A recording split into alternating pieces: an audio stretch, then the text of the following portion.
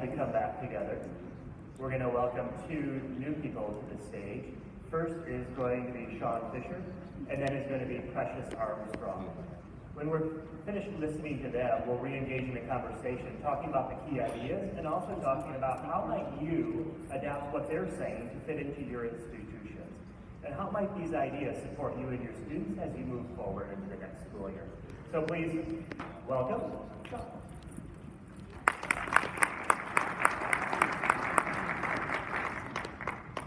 Oh wow, so this is what several hundred people look like. Look how small they're down there. Okay, so as I said, my name is Sean Fisher, and I'm the proud principal of O.L. Smith Middle School. And today I'm here to talk to you about how O.L. Smith's learning community used restorative practices to repair the relationships with our African American parents, but also to shift the mindset of our staff. But before I begin, I would like to get a little bit of crowd participation. Do me a favor, raise your hand if you are a parent. Okay. Give me another favor. Keep your hand up if you're a parent of multiple children. Okay, go ahead and put your hands down. So you all are going to understand what I'm going to say here. So my wife and I are educators, but more importantly, we are proud parents of 3 little boys. Sean, who's 10, Ethan, who's 7, and Aiden, who's 5. Around the time where the 2 little ones came along, my son began to make some poor decisions, and my wife and I had to address those. We issued consequences or discipline. And inevitably, he would always say, why me? Those other 2 got away with it. Why are you picking on me? Why are you trying to destroy my life? So my wife and I, we adopted a mantra saying, Sean, it's not about you. We're focusing on the behavior. We are not targeting you. So it went on like that for some years. That kind of became our mantra, and that became the imprint for my wife and I. So let's fast forward a few years. Now I'm an educator and an administrator. I always was of the belief that you would treat your students the same way that you would treat your children. So as an administrator, part of our duties are to issue consequences of discipline for poor behavior. So inevitably, some of my students would come to me and they would say, why are you picking on me? Why are you targeting me? And I would say my mantra of, we're not picking on you, the world doesn't revolve around you. It's simply the behavior that we're addressing. So let's fast forward a little bit more. Now I'm a principal, and I still have that mantra. We're not focusing on the child, we're focusing on the behavior. Continuously, I started to notice that we had parents coming to us, African American parents saying, something doesn't seem quite right. The discipline seems to be well, they didn't use the word disproportionate, but they said that something's not right. It always feels like it's our children. And the students said the same thing. But I stuck to my mantra that, of course, because I thought I'm an African American principal. Of course, I'm not discriminating against black children. So I continued to say that, but in the back of my mind, I started to think, what if they were right? What if something was different? But then again, I went back to, well, I couldn't be doing that. So this past year, our district adopted restorative practices as a plan to address disproportionality. Even though I knew about disproportionality, I was like, well, it's not happening in my school because, I would know. So, in fact, I said, matter of fact, the next time a parent comes in, I'm going to prove to them, I'm going to show them the data. So, inevitably, a parent did come in and said, I don't think this is right. There's something, not right here. And although in my mind I said that next time a parent came in, I was going to show them the data, I wisely didn't. But what I did was once they left, I got right on my start and I put up the data and I said, I'm going to check this and I know that we're not discriminating or we're not having disproportionate discipline. When I put up the data, my mouth dropped to the floor. Because what I saw was, there in black and white right in front of me, 13% of our population had accounted for 40% of our suspensions. I was shocked. I said, wow, we have a problem, a major problem. But ladies and gentlemen, let me tell you, it's not just my school that has a problem. Across the nation, American public school system has a problem with disciplining African American students, Hispanic, and special ed students. On average, we are suspending those students 3 times to 3.5 times as much as we are suspending other students. And as my math teacher wife would say, that's 300% to 350% more than other students. So I said, wow, I have to fix this. But before I stepped out, I remember my PLC training, and I said, this isn't an individual problem, it's not a me problem, it's a systemic problem, and only the system can fix it. So I remember going down the hall and talking to my assistant principal, and I said, you know, we have a major problem here, and how are we going to fix it? She and I discussed it for a while, and then we said, our approach is going to be, we'll take this data to our PLC meetings, and we'll let the staff look at it. So, we asked our office staff to print out packets of the different information, different stats, different suspension rates, and we gave it to our staff, and we broke them up into groups, and we let them take some time to unpack the data. We gave them time to unpack the data and come together with their wonderings, things they noticed, questions they had. So after they had time to unpack the data, we asked them the question, what did you notice? And they said, standard response, but there's a lot of suspensions. This isn't quite right, how do we fix this? Just standard response, but I didn't see the emotion quite yet. So I asked the question. I said, imagine if this was your child, and every time you sent your child into school, they had a 300 to 350% greater chance of getting in trouble than the kids sitting right next to them. And then the light bulb went on. They were like, I wouldn't like that. That would be horrible.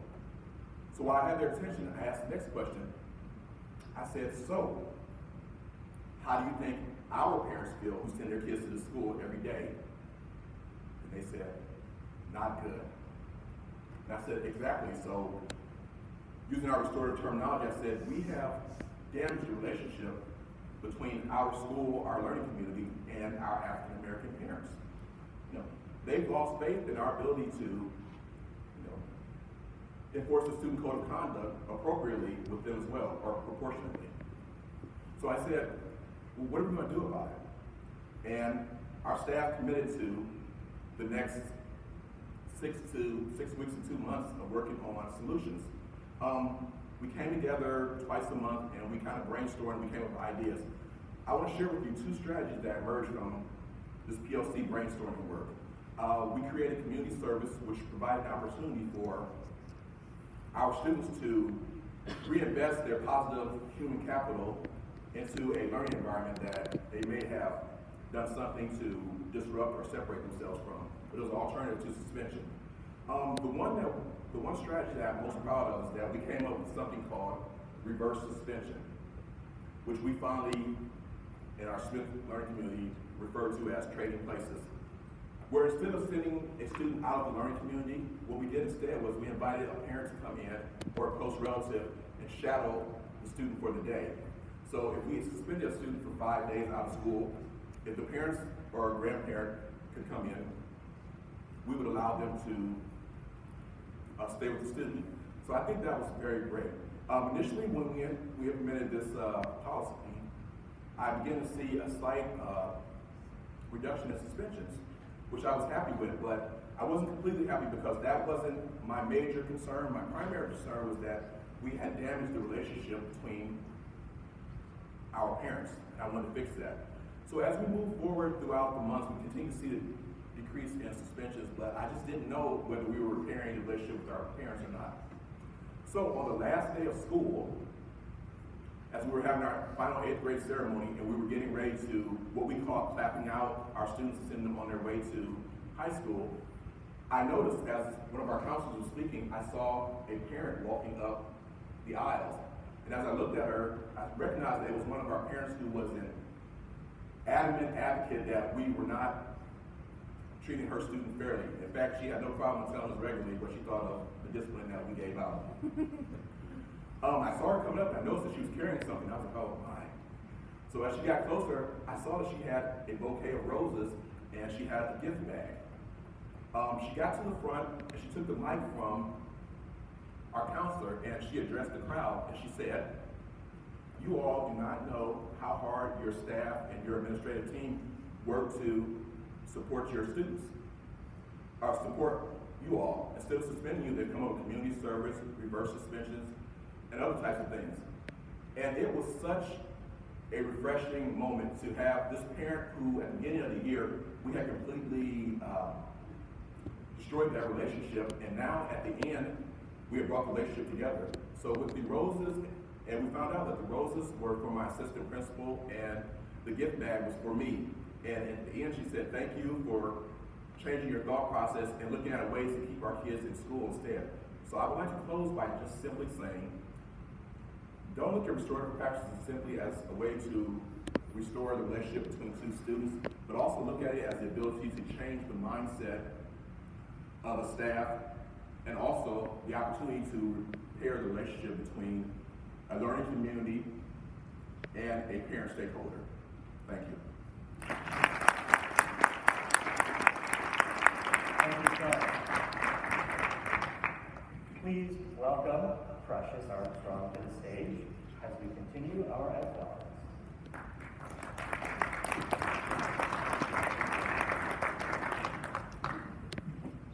Hello, everyone. Oh, no, try it again. Hello, everyone. Hello. Well, that's better. I think we can go with that. Again, my name is Precious Armstrong, and I have the distinct pleasure of talking to you today about cultural competency. Now, why and what? Well, before we can start that critical conversation, we need to talk about what we define as culture. You see, culture is more than just my wonderful chocolate. It's more than just your ethnic background. It's more than your socioeconomic status. It is more than the pronouns you identify yourselves as, in my case, she and her. It is everything that we put into ourselves, everything that our community, our tribe invest in us so that we can be who we are. And when we recognize that culture piece that expanded beyond a majority narrative, then we must stop and ask ourselves how that impacts the students that we serve. So before I can tell you that story, before I can get into that, I gotta tell you about Mighty Mouse. Not the mouse that flies in the sky, me. But like the mouse, it is, here we are to save the day. In that, my mother always referred to me as her Mighty Mouse. I always wanted to champion the underdog, champion my friends, champion family, because that was important to me. But that almost got derailed when I was in 8th grade. You see, in 8th grade science, which I loved and worked really hard in, I found that I couldn't be called on. Looked around. Only classmates that got called upon were my white male counterparts. Still raised my hand every day. I looked at my assignments and the same correct answers didn't get the same grade. This all culminated one day in an opportunity for me to put my protest. Raising my hand was not enough. Bringing my assignments to my teacher were not enough. Talking to my administrator was not enough. But as I hobbled in, because my ankle was sprained, as I tend to do since I tend to be clumsy, some of you might understand. I propped my ankle up from underneath my desk, and I decided today I'm not going to be compliant. And my teacher kicked me. Now, this could have stopped everything. This could have stopped entirely my progress, my view on whether or not I measured up. But thankfully, I was not derailed because I have parents who were so invested in me that they could champion me. Parents who were so invested in me that could tell me that you have to learn how to play certain games and how to maneuver this thing called life. However, for those students who don't have that, these hidden daily assaults that tell us that we don't measure up are something that happens all the time. It may not be as overt as that, but these hidden assaults, these microaggressions, when you say things like, I don't see any color. Well, why? I kind of see mine. Did that become absent now? Well, you people who? You people 40-somethings? You people teachers? Who are we referring to? These microaggressions that play out in our classrooms daily and in our buildings are things that impact our students negatively. And it's for this purpose that we need cultural competency. We have to increase our IQ of how we're interacting with these populations, both for instructional outcomes and behavior outcomes. And so with that, why? Well, it's simple. When we look around the room, we can ask ourselves, okay, what population, what is our demographics like for our students today? And today, 50% of our students don't fit the majority narrative, while 80% of our instructional staff and administrators do. So that's pretty imbalanced. So then we've got to, in order to ensure equity of growth and achievement for all students, we have got to increase our cultural competency. Well, how do we do that? Well, with a little bit of magic. MAGIC. We need to make connections. Making connections to our community, engaging with them in sincere ways. Things like, for example, in my district, we have a parent group that we work with. Our administrative staff has gone out and had some of their meetings in local places of worship, like a mosque, so they can become more in touch with what's going on. Making connections like the student group that we started, that is a multicultural group that is representative of not only different ethnicities and social economic backgrounds, but also representative of LGBTQ.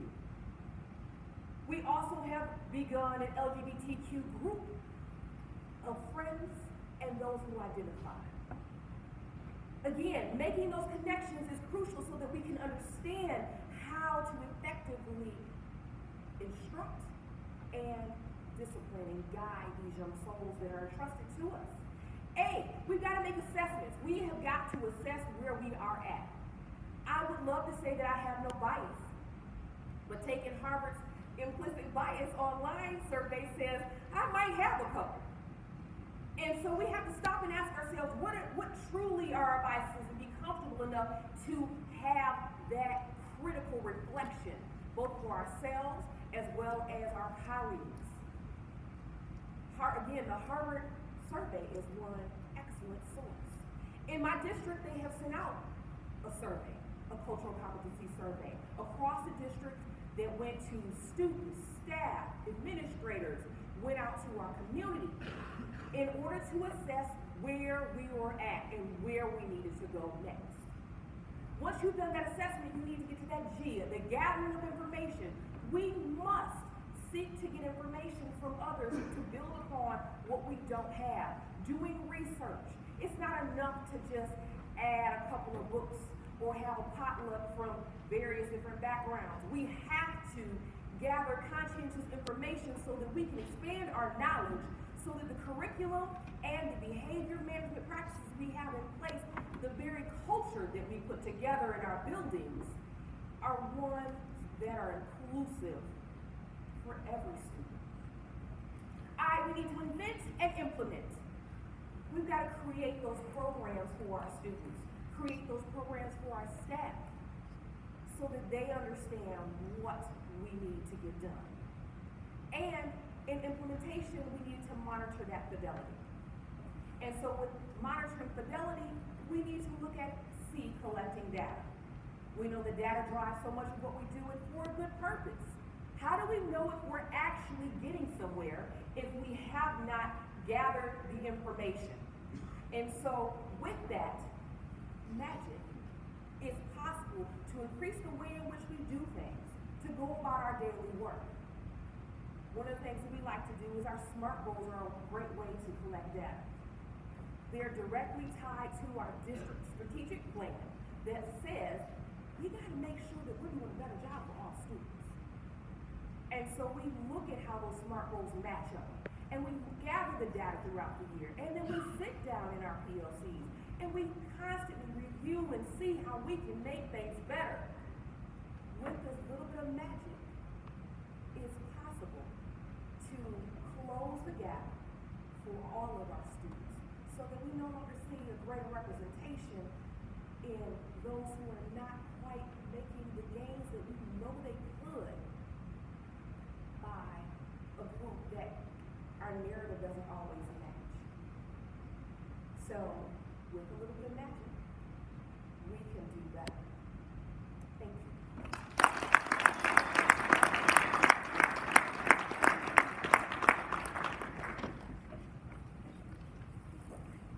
Thank you to our individuals that have come up here in groups. Will you do this for yourselves? You've been sitting an awfully long time, so stand up. And as you stand up, engage in a conversation with your colleagues about what were some key ideas that you heard, or how might you take some of these ideas back to your institutions? Key ideas? And how would you take these ideas back to your institutions? Go ahead and stand up, and we'll come back together in about 3 minutes.